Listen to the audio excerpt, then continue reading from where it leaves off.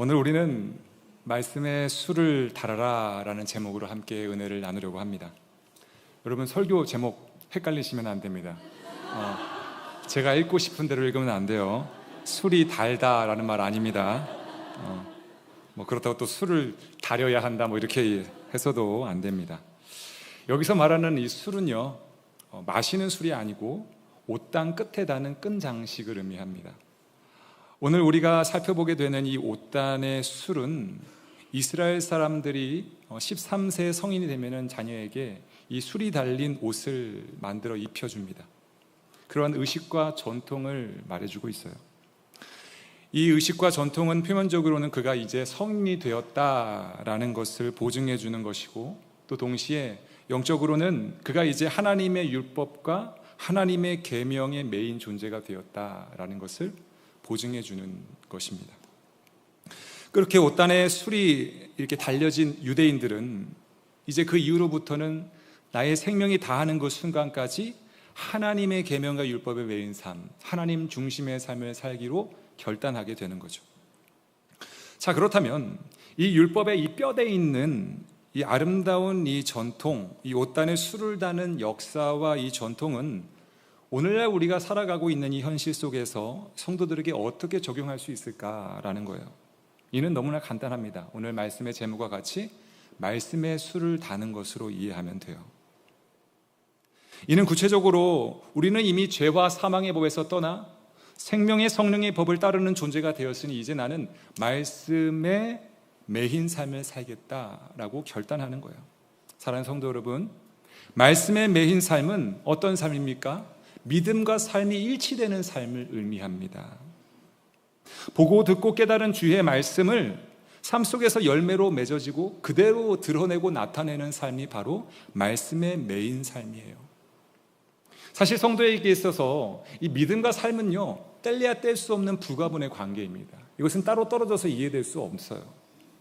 이는 마치 우리가 신앙생활이라고 하지 신앙 뛰고 생활이라고 부르지 않습니다. 또 신앙과 생활을 따로 떨어뜨려서 우리는 이해하지 않아요. 그러므로 본격적인 신앙생활은 말이죠, 우리가 이 예배를 마치고 나서 이 교회의 문을 떠나는 그 순간부터 신앙생활은 시작된다라고 이해하는 것이 좋습니다. 그래서 우리가 모든 예배의 순서 그 끝에 우리 주보에는 봉헌 찬송으로 기록되어 있지만 대부분의 많은 교회들은 그것을 봉헌 찬양 및 파송 찬송으로 부릅니다. 즉 여기서 배운 그 말씀, 붙든 그 말씀을 가지고 나아가는 거예요. 말씀의 그 수를 가지고 삶 속으로 나아가는 것, 그것이 바로 진정한 신앙생활입니다. 그래서 이런 말이 있죠. 성도는 믿은 만큼 얻고 믿은 만큼 잘하고 믿은 만큼 살아간다. 저는 이 말에 전적으로 동의합니다. 그러면 우리의 삶은 어떠합니까? 우리는 얼마만큼 믿어서 얼마만큼 얻었고, 얼마만큼 믿어서 얼마만큼 자랐으며, 또 얼마만큼 믿어서 얼마만큼 살아가고 계십니까? 바라기는 말씀을 보고 듣고 깨달은 그 믿음의 분량이 날마다 차고 넘쳐져서 그 창대한 은총을 누려서 정말 많은 것들을 배우고 많은 것들을 얻고 많은 것들을 통해서 자라나고 많은 것들을 통해서 살아가는 그러한 저와 여러분이 되기를 간절히 소망합니다. 그런데 정작 우리의 삶의 현실은 어떠합니까? 그렇지 않다라는 거예요. 너무나 처참해요. 우리의 마음과 생각은 말씀으로 충만한데 정작 우리의 삶 속에는 그 말씀이 흔적들이 하나도 없다라는 거예요. 우리는 복음적인데, 우리의 마음은 복음적인데 우리의 삶은 비복음적일 때가 너무나 많다라는 거예요. 성도 여러분, 그러나 기억해야 합니다. 성경은 분명하게 경고하고 있어요. 열매를 맺지 못하고 잎만 무성한 무화과 나무가 어떻게 됩니까? 예수님의 저주로 뿌리부터 말라 버려지게 되는 거예요. 여러분, 그래도 우리가 거룩할 성자를 쓰고 있습니다. 동일하게 성도자, 성도로 불려지고 있어요. 그런데 세상 속에서 전혀 구분이 되지 않고 분별이 되지 않는다면 우리가 어찌 우리 자신을 성도라고 부를 수 있겠습니까? 그러므로 우리는 반드시 기억해야 합니다. 성도에게 있어서 이 믿음과 삶은 함께 가야 한다. 이 믿음과 삶은 함께 가는 것, 이 균형을 이루는 것, 이것은 결코 특별한 일이 아니게 되는 거예요. 이것을 했다고 해서 우리가 우쭐거릴 필요도 없는 거예요. 왜요? 성도는 당연히 마땅히 믿음과 삶이 일치가 되어야 하기 때문이에요. 너무나 지극히 당연하고도 마땅한 일이라는 겁니다. 바라기는 오늘 예배를 통해서 이 지극히 당연하고도 마땅한 일이었지만 우리가 하지 못했던 이 일, 여기에 대한 결단이 있기를 간절히 소망합니다. 자, 그런데 여기서 우리가 한 가지 반드시 짚고 넘어갈 부분이 있어요.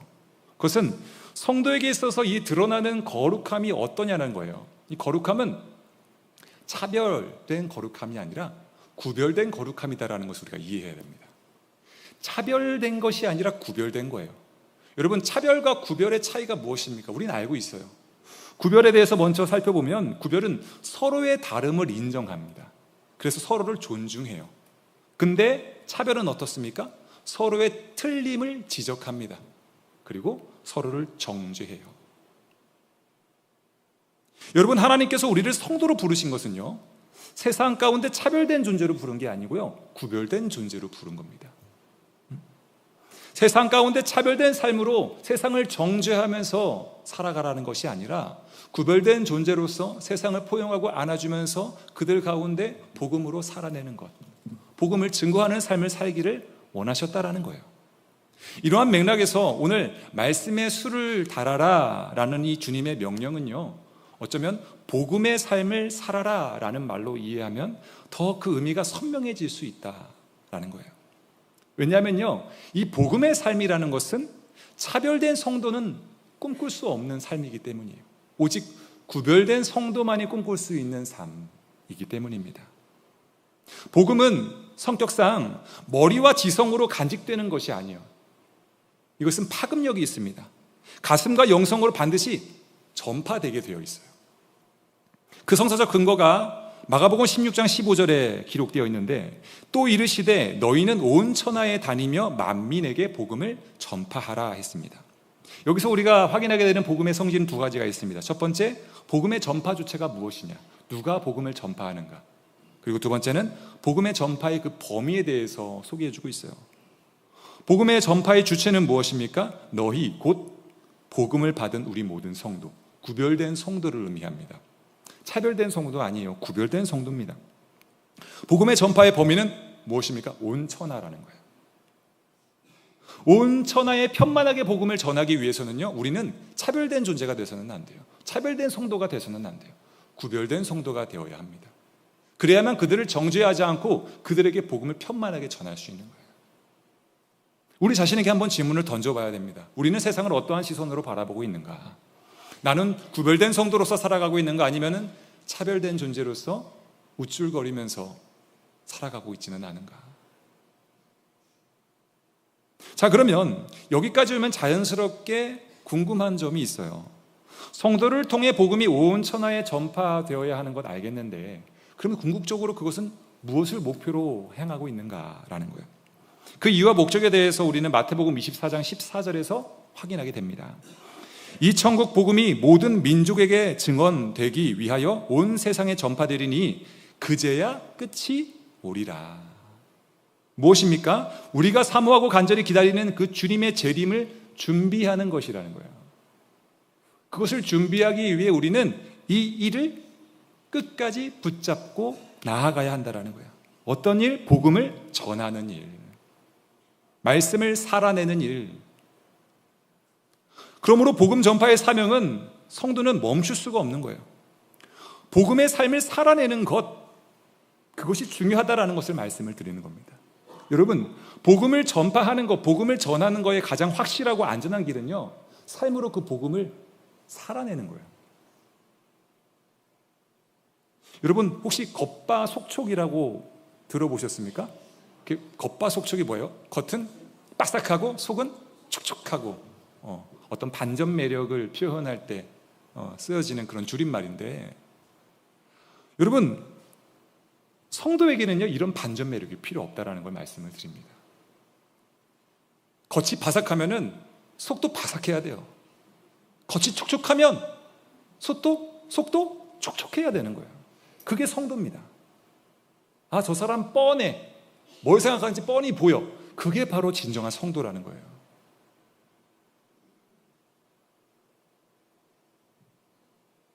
성도가 입술로 아무리 열심히 복음을 전해도 그의 삶에 복음의 능력의 흔적들이 드러나지 않으면요, 어떠한 열매도 기대할 수 없는 겁니다.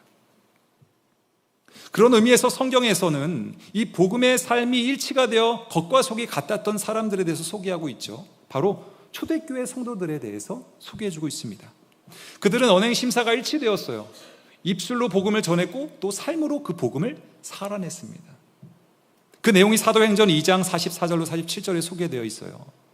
믿는 사람이 다 함께 있어 모든 물건을 서로 통용하고 또 재산과 소유를 팔아 각 사람의 필요를 따라 나눠주며 날마다 마음을 같이하여 성전에 모이기를 힘쓰고 집에서 떡을 떼며 기쁨과 순전한 마음으로 음식을 먹고 하나님을 찬미하며 또 온 백성에게 칭송을 받으니 주께서 구원받는 사람은 날마다 더하게 하시니라 합니다.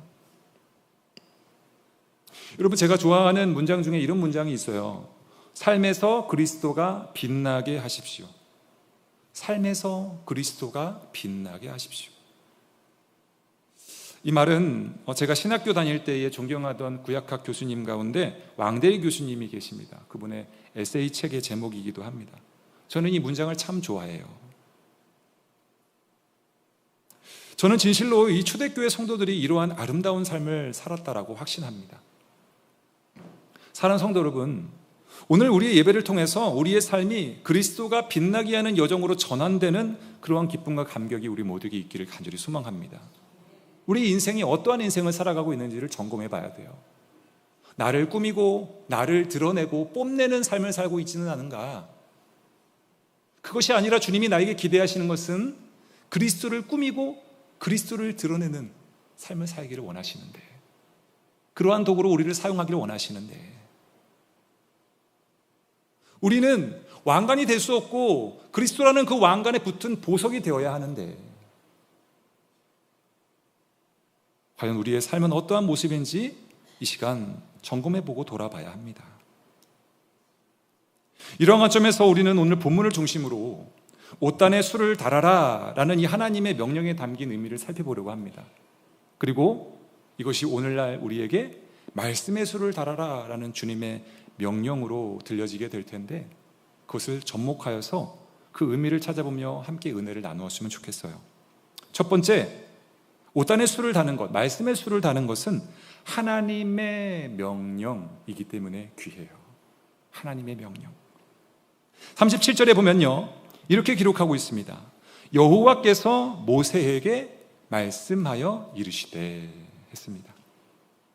여러분, 이 옷단에 술을 달아라, 말씀에 술을 달아라 라는 명령은요, 사람의 명령이 아닙니다.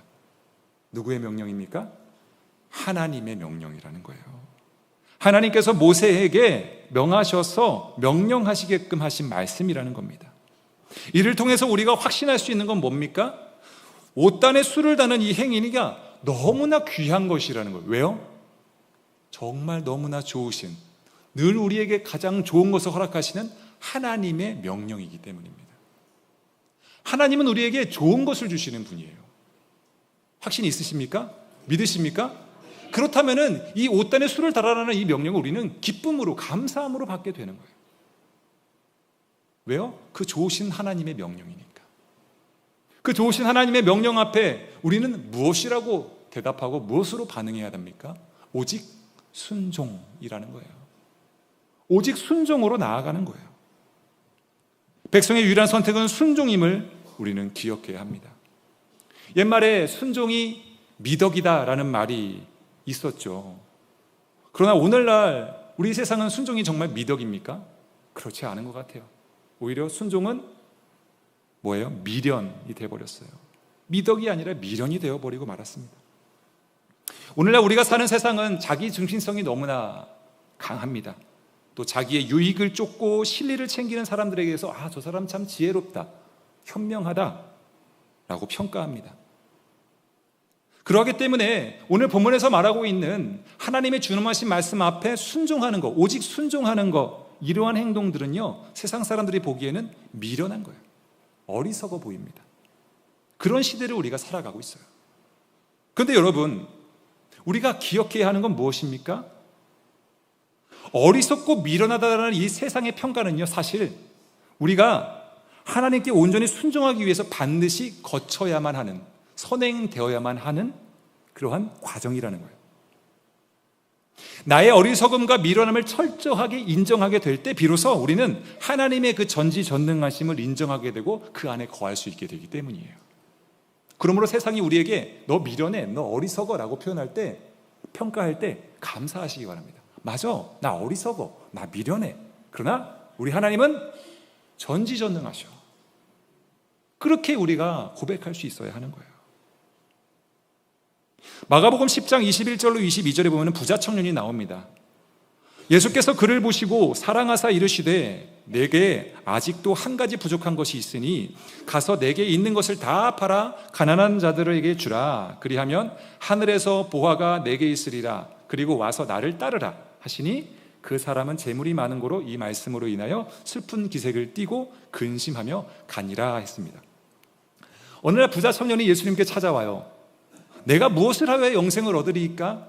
이 질문 앞에 예수님께서 대답하시죠.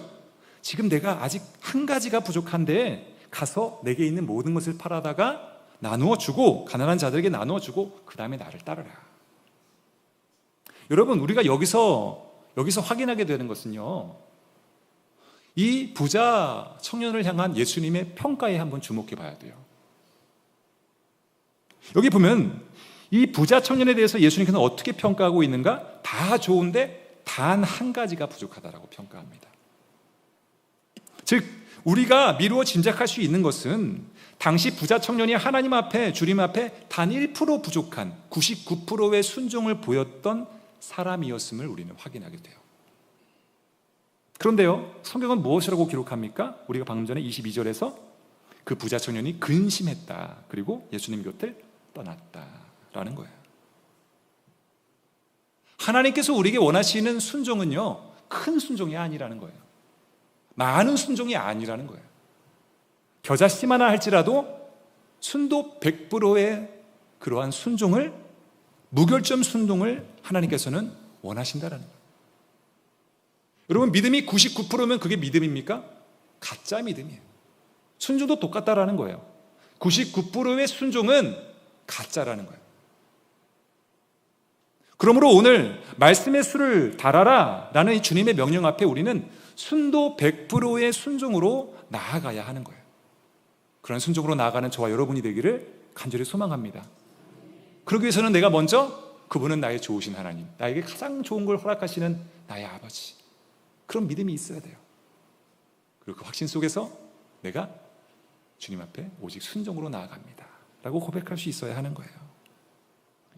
이 옷단에 수를 달아라는 이것이 왜 우리에게 소중한가, 왜 귀한가? 바로 여기에 있는 하나님의 명령이기 때문에. 두 번째, 매일 주님과 동행하는 사건이기 때문에 이것이 너무나 귀합니다. 38절에 보면 이렇게 기록하고 있어요. 이스라엘 자손에게 명령하여 대대로 그들의 옷단 귀에 술을 만들고 청색끈을 그 귀에 술에 더하라 라고 했습니다. 여기서 우리가 주목할 것은 옷단에 주목할 필요가 있어요. 왜냐하면 이 옷단에 번역된 히브리어는 비그데햄이라고 하는데 이것은 어떤 특별한 의복을 얘기하고 있지 않아요. 당시 이스라엘 백성들이 흔하게 입는 모든 옷들, 종류의 의복을 가리키는 단어이기 때문입니다. 그러므로 여기서 말하는 이 술이 달린 이 겉옷은요, 그들은 이스라엘 백성들이 평소에 일상복으로도 사용되는 옷, 그리고 잠잘 때는 이불로도 사용되는 옷, 또 기도할 때는 뒤집어 쓰고 기도하는 탈리트, 기도보로 사용되었다라는 거예요. 그렇게 당시 옷단에 달린 술은 이스라엘 백성들의 모든 삶의 순간마다 함께하고 있었다라는 것을 우리에게 얘기해 주고 있는 거예요. 이는 오늘날 살아가고 있는 우리들에게 말씀의 술을 다는 행위가 우리의 삶의 어떤 특별한 시간에만 주어지는 것이 아니라는 것을 우리에게 말해주고 있는 거예요. 우리의 모든 삶의 현장 가운데 순간마다 시간마다 이루어지는 것이 바로 이 말씀의 술과 동행하는 인생이다라는 거예요. 우리는 착각합니다. 우리가 예배할 때, 찬양할 때, 기도할 때, 말씀을 읽을 때만 이 말씀이 나에게 살아 역사한다고 생각해요. 주님이 나와 동행하신다고 생각해요. 그런데 그렇지 않다라는 거예요. 이 말씀은 늘 우리와 함께 한다라는 거예요. 우리의 모든 순간 속에, 모든 시간 속에 그 말씀이 살아 역사하게 되는 겁니다. 이를 이루어내기 위해서 우리가 반드시 선행해야 될 것이 있겠죠. 주님과 24시간 동행하는 거예요. 말씀을 24시간 그 말씀의 영향력을 받으며 살아간다는 것은 주님과 24시간 동행한다는 것을 의미하기 때문이죠. 근데 여러분, 질문을 드립니다.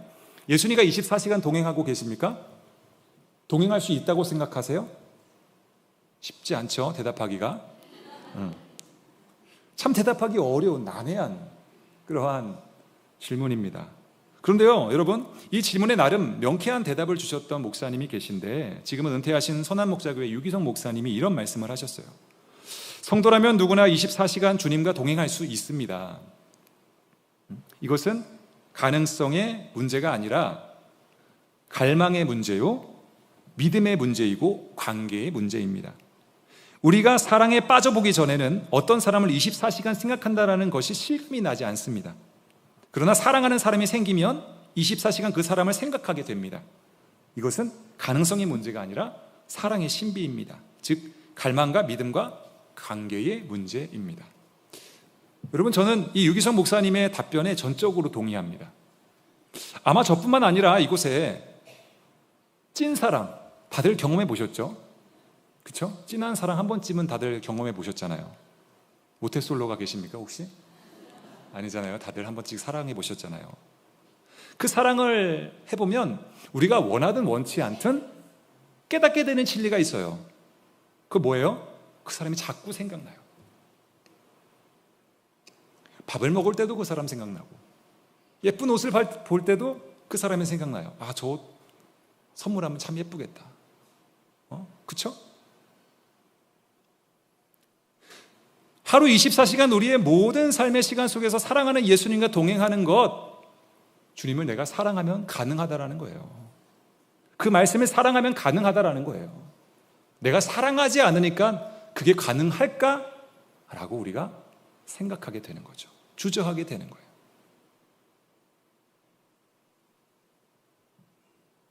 그러므로 그 과정의 일환으로 우리가 오늘 한 권씩 나눠드린다고 했죠. 뭐 나눠드리죠?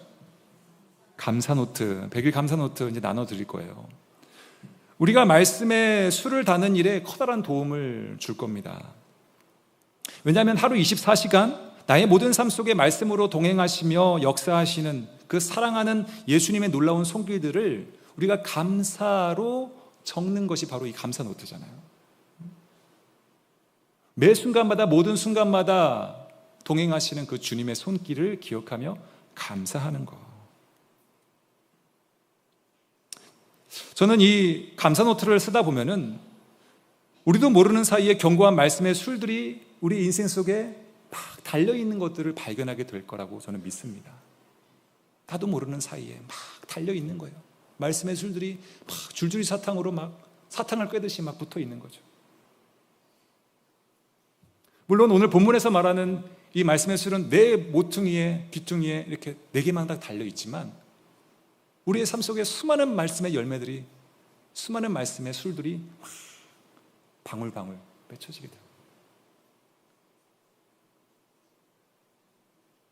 간절히 바라기는 금년 새롭게 시작하는 100일 감사 노트 운동을 통해 하나님께서 예비하신 큰 은혜를 풍성하게 누릴 수 있는 저 여러분이 되기를 간절히 소망합니다. 세 번째, 시선을 고정하는 사건이기 때문에 너무나 귀해요. 우리의 시선을 고정시키는 39절로 40절의 말씀에 보면 이 술은 너희가 보고 여호와의 모든 계명을 기억하여 준행하고 너희를 방종하게 하는 자신의 마음과 눈의 욕심을 따라 음행하지 않게 하기 위함이라. 그리하여 너희가 내 모든 계명을 기억하고 행하면 너희의 하나님 앞에 거룩하리라 했습니다. 여기서 우리는 하나님께서 왜 이스라엘 백성들의 옷단에 술을 달게 하셨는지 그 이유를 확인하게 돼요. 크게 4가지인데, 첫 번째, 모든 계명을 기억나게 하기 위함이다. 두 번째, 모든 계명을 준행하게 하기 위함이다. 세 번째, 방종한 행실을 하지 않게 하기 위함이다. 네 번째, 마음과 눈의 욕심을 쫓지 않게 하기 위함이다. 저는 이 4가지 나열된 이 이유를 통해서 한 가지 공통점을 확인하게 됐어요. 하나님의 의도. 그것은 바로 우리의 시선을 고정시키기 위함에 있구나.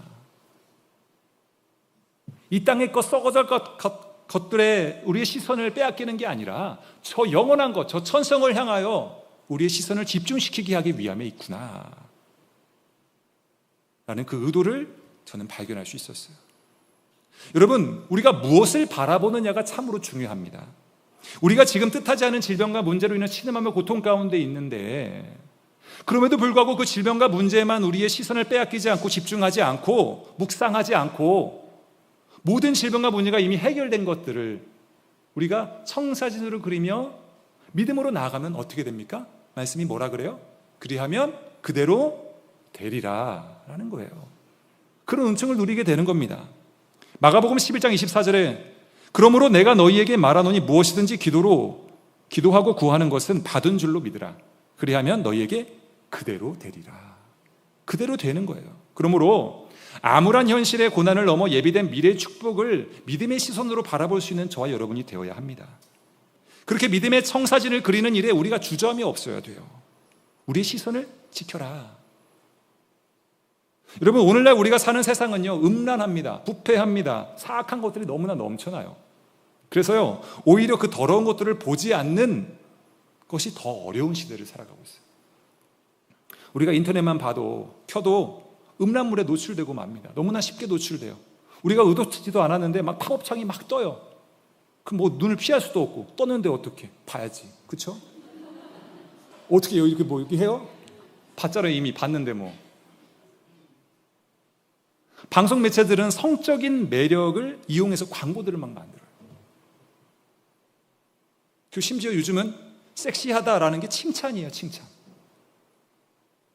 이처럼 우리는 음란 문화의 유혹을 피하기가 참으로 어려운 시대를 살아가고 있다는 거예요.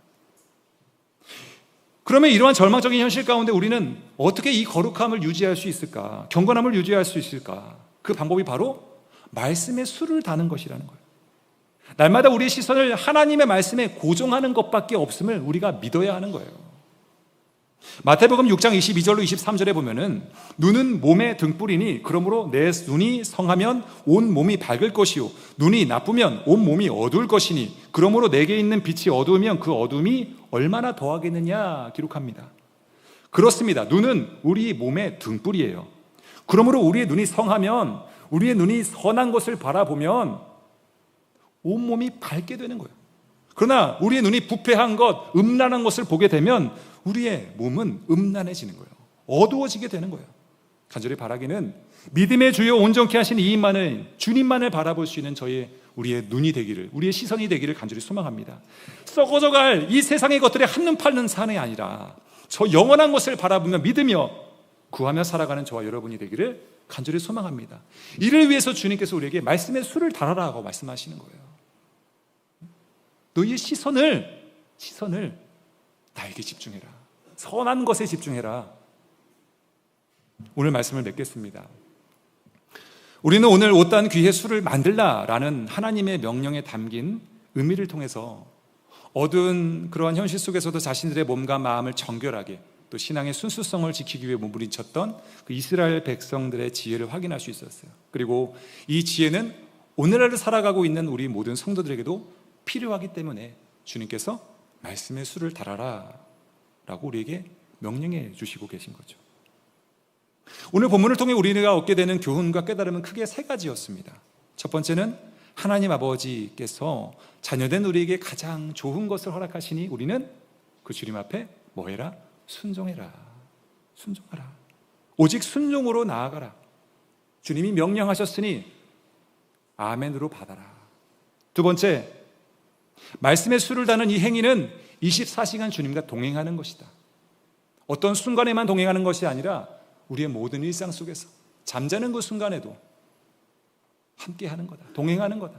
24시간 어떻게 동행할 수 있는가? 주님을 사랑하면 된다. 말씀을 사랑하면 된다. 사랑하지 않으니까 24시간이 불가능하다고 느끼는 거예요. 그거에 대해서 대답을 하지 못하게 되는 겁니다. 그러나 우린 사랑을 다 해봤어요.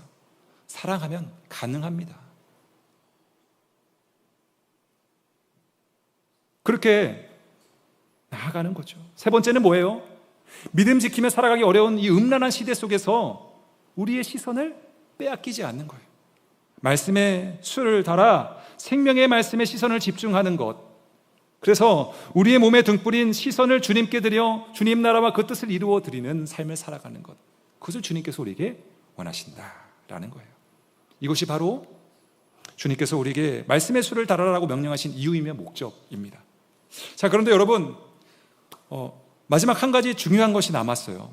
그것은요, 우리가 이 삶, 이 말씀의 수를 다는 삶, 주님과 늘 동행하는 삶, 그 말씀에 오직 순종하는 삶, 우리의 시선을 빼앗기지 않는 삶, 이 삶을 살아가는 게 쉽습니까? 어렵다라는 거예요. 근데 그럼에도 불구하고 우리가 절망하지 않는 이유는 무엇입니까? 실망하지 않는 이유는 뭐예요? 그것이 정상이기 때문이에요. 신앙생활은요, 내 힘으로 하는 게 아니에요. 늘 나의 연약함, 나의 부족함을 인정하고 오직 하나님의 은혜로, 주님이 공급해 주시는 능력으로 나아가게 되는 거예요. 내 안에 계신 임재하신 성령님께서 하나님이 되어주셔서 함께 하실 때 가능하다라는 거예요. 그래서 오늘 본문 41절은 이렇게 결론을 맺고 있는 거예요. 41절에 보면 나는 여호와 너희 하나님이라. 나는 너희의 하나님이 되려고 너희를 애굽 땅에서 인도해 내었느니라. 나는 여호와 너희의 하나님이라. 여기서 우리가 주목해야 되는 것은 무엇입니까? 하나님께서 내가 너희의 하나님이 되겠다라고 약속하셨다라는 거예요.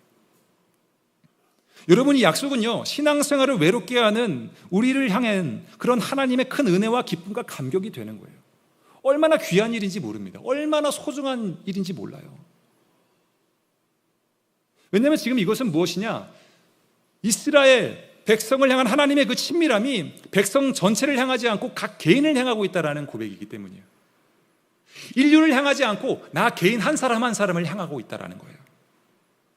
그러므로 우리가 신앙생활을 하면서 어려움을 겪게 될 때 우리는 성령님께 나의 그 어려움을 고하고 도움을 요청하는 일에 조금도 주저함이 없어야 돼요. 왜요? 그 일을 위해서 주님이 오셨다니까요. 내가 너의 하나님이 되기 위해서 내가 왔다. 그래서 우리는 나의 신앙 속에서, 나의 신앙생활 속에서 내가 어려움을 당할 때 주님 앞에 도움을 요청하면 주님은 더 그걸 기뻐하신다는 거예요. 결코 귀찮아하시는 분이 아니라는 겁니다. 사랑하는 성도 여러분, 성령 하나님의 무한하신 능력을 신뢰하며 삶의 자리에서 말씀의 수를 달고 말씀을 앞장세우며 신앙생활을 이어나갈 수 있기를 축원합니다.